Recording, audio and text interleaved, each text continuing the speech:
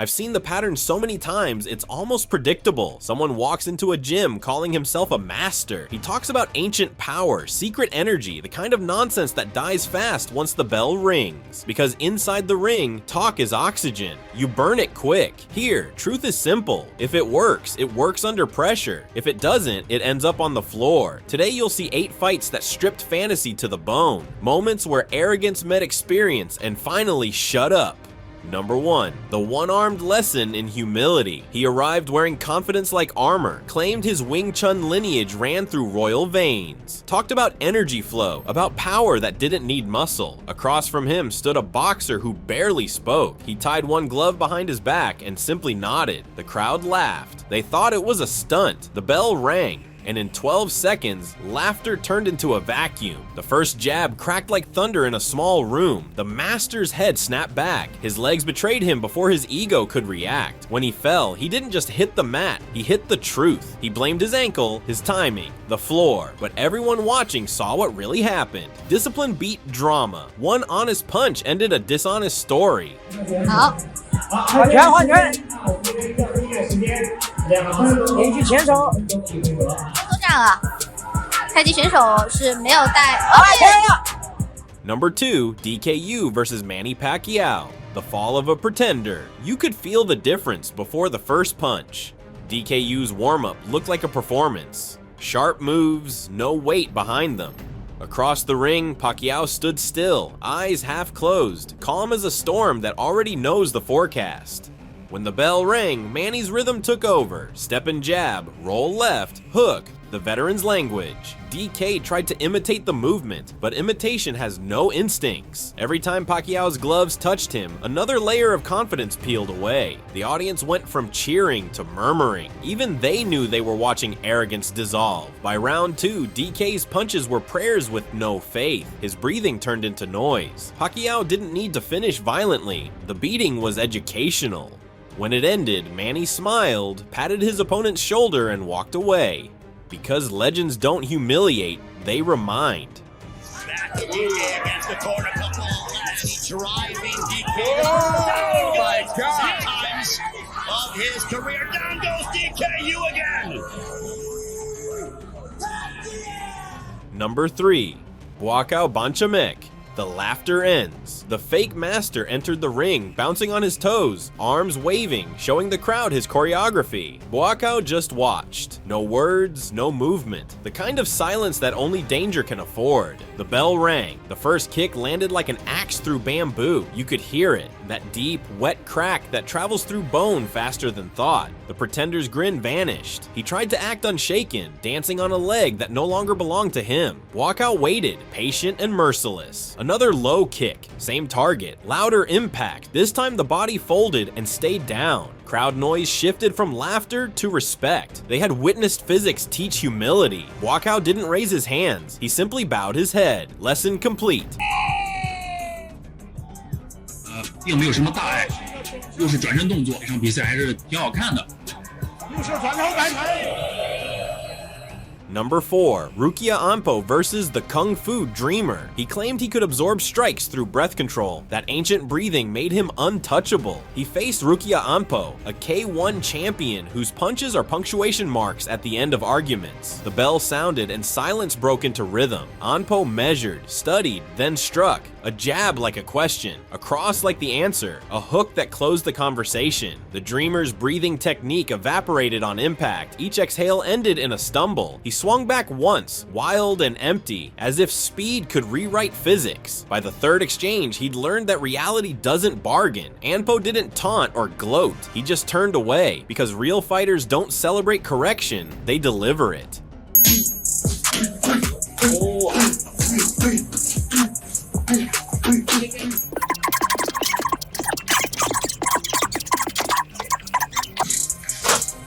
Number 5, Xu Xiaodong's student versus the Tai Chi elder. Tradition can be sacred until pride poisons it. The Tai Chi elder stormed into Xu Xiaodong's gym, calling modern fighters soulless. Xu respected age, but not arrogance. "I won't fight you," he said.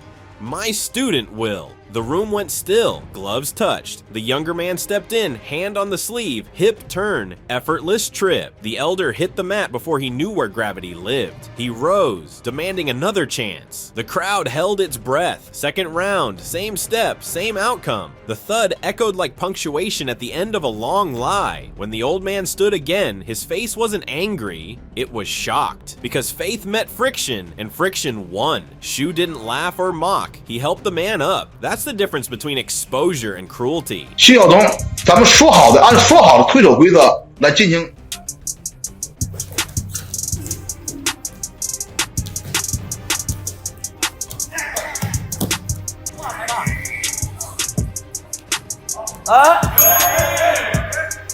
Number 6. Flying Kung Fu versus Muay Thai woman. He called himself the Flying Dragon. Claimed his leaps could crush mountains. Then he met a Muay Thai woman who'd built her power the old-fashioned way. Repetition, resistance, reality. He charged with flailing kicks and high yells. She moved once, pivoted left, and drove her knee straight into his ribs. The sound was raw, like a branch snapping underwater. He bent forward, gasping for a philosophy that worked. She followed with 2 crisp punches and ended the act. No cruelty, no words, just efficiency. The crowd stood half in awe, half in disbelief, because they'd just seen what discipline looks like when it stops apologizing. Real skill doesn't ask permission, it just performs.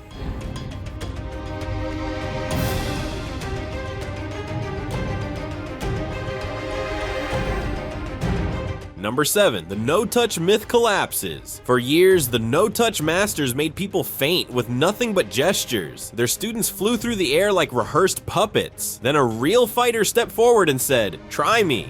The room tightened, cameras rolled. The master waved his arms, chanted, waited for magic. Instead, he got physics. A simple jab cut through the space between myth and fact. The master's head jerked back, eyes wide in disbelief. He staggered, mumbled about energy imbalance, then walked into a cross that dropped him clean. The audience didn't cheer. They exhaled. Every illusion had just been canceled. He left the mat, rubbing his jaw, promising adjustments to the frequency reality had already adjusted it for him. Samantha is going to try for her first time to actually knock me out using just the sound and the energy projection.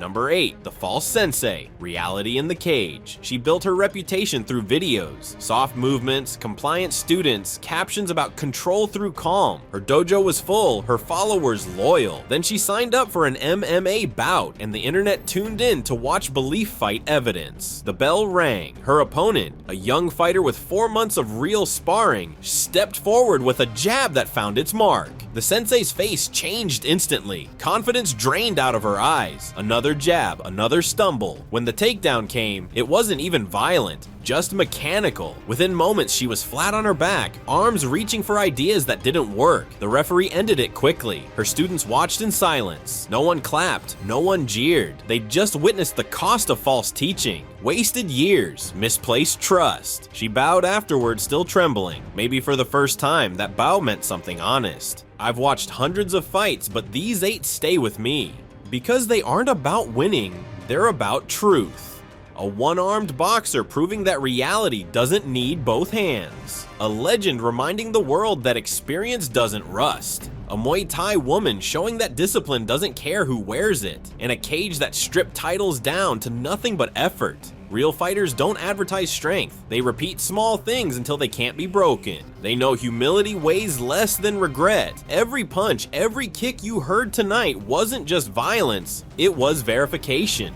Proof that in this world, skill speaks louder than myth. So train, question, pressure test everything you believe. Because when the bell rings, the story ends, and the truth begins.